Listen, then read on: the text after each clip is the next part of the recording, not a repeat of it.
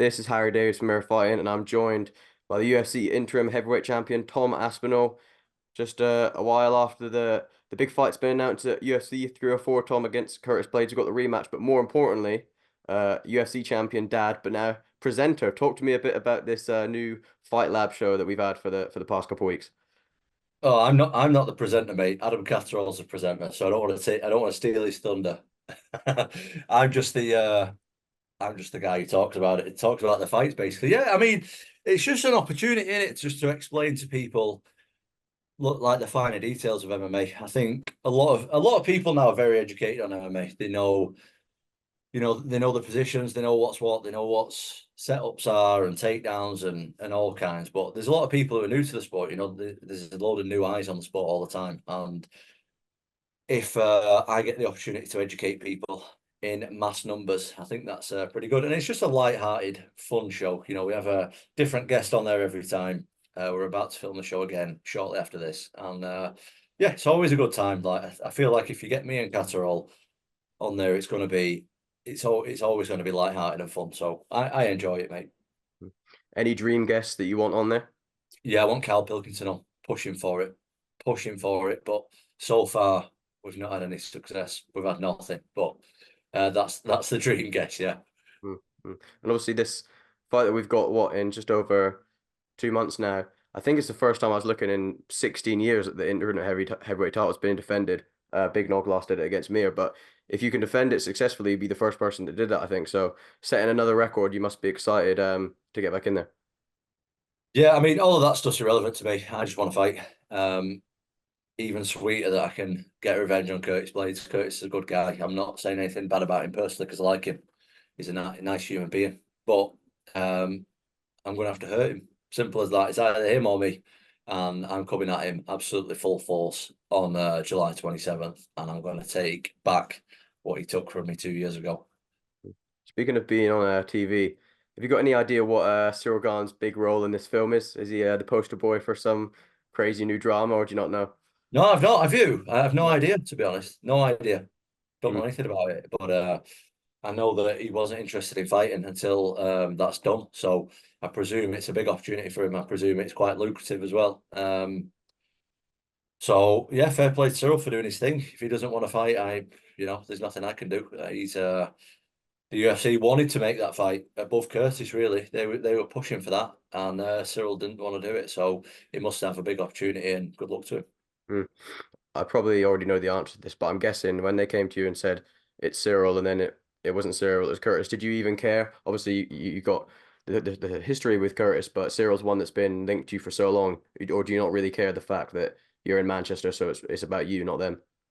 I wasn't really bothered either way, mate. I feel like when you're the best in the world, you need to be ready to defend against anybody. So I'm ready to defend against anybody. I mean, all I wanted to do was it was a little bit unsure for a few weeks who it's going to be, whether it's going to be. Um, well, they thought that it was going to be Cyril for a long time, so I started preparing for Cyril a little bit. Obviously, very very early in the preparations, being like 2.5 months out.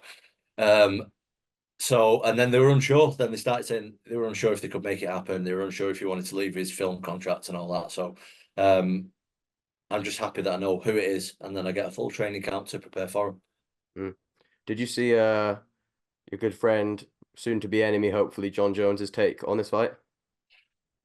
No, because I'm off socials now, but a few people have told me about it. Like still have social media, obviously, but it's not me posting on there. So I'm on a social media ban, mate. I've gone full psycho in training camp. I'm not spending my day scrolling, spending my day focusing on winning my fight. But yeah, I mean, John's bothered by me. John's yeah, I'm under John's skin, it seems. It's funny because I remember like a year ago when you had the return to London at the post-fight press conference, you were like sort of joking saying, "Woohoo, John knows my name," and now like almost a year on, and a lot has changed in the fact that you seem to really irritate him now, just your presence. So is it quite ironic that a year ago you were like glad that he jokingly knew your name, and now a year on you're annoying him? Pretty good. Hopefully, we can annoy him enough that he'll actually sign a contract and fight me because that's the goal. You know what I mean? That's the goal is taking John Jones out. And John Jones is doing John Jones stuff. at the moment. So he's doing his thing. I'm not concerning myself with it. I'm focused on Curtis Blaydes, and that's it. Hmm. Speaking of the social media ban, someone else who does that a lot was that in action over the weekend. Your good friend Tyson Fury. Did you watch that fight? Did you score it for him? How did you think it went? Yeah, I did watch it, and no, I didn't score it for him. I thought that Usyk won. Yeah, I think it was justified. I think it was a clear win for Usyk, to be honest. I don't. I mean, I'm not a boxing judge, am I? I don't know. My boxing knowledge in comparison to boxing MMA, sorry, my boxing knowledge in comparison to MMA knowledge as far as scoring is like very little.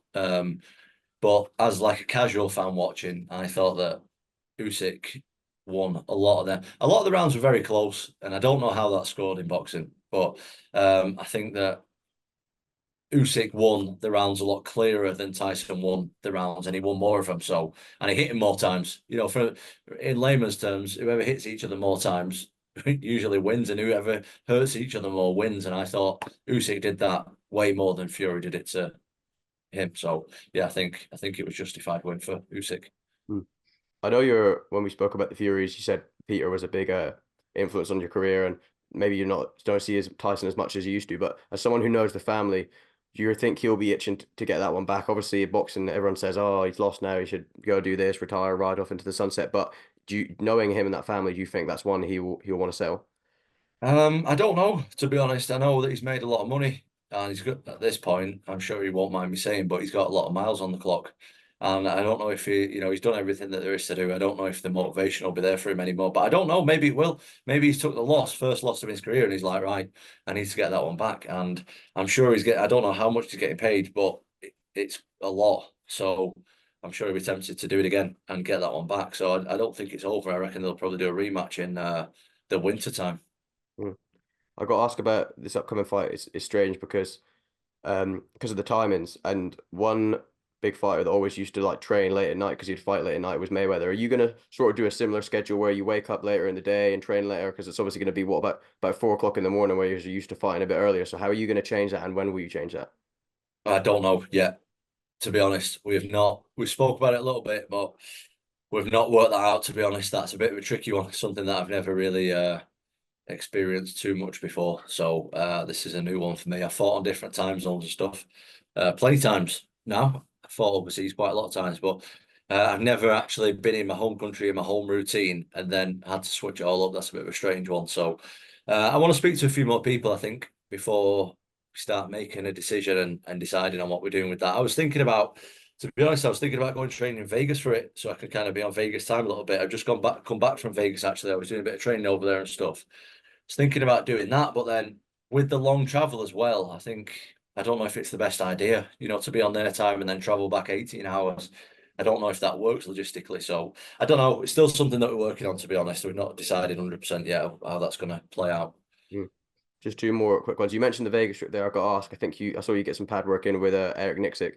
Any wild stories from Extreme Couture? Any crazy spars with the likes of? They got some interesting characters there. So what was that experience like? Yeah, I sparred quite a few, quite a few. I sparred Sean Strickland, and yeah, I sparred a lot of people. I sparred Roy Nelson, sparred Ray Safo. Uh, who else did I spar? I sparred there's a lot of big names in the rooms over there.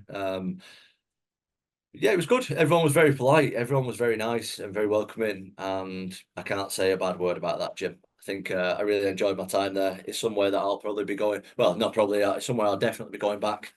When I don't know at this point, but it's somewhere that I'd like to visit on a more regular basis. I really enjoyed it, and I can't say enough good things about Eric and the team.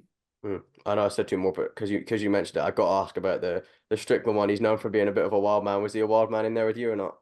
No, not at all. It was a very yeah. We had a good move around. We only did a couple of rounds. That's all. Obviously, I'm a lot bigger than him, but there was plenty bodies in the gym on the days that I sparred. So I wanted to spar as many people as possible, and yeah, he was great. He was great. He's very similar to what he's real, and I like it. He's upfront and an honest guy, and I like that. I've got a lot of time for that.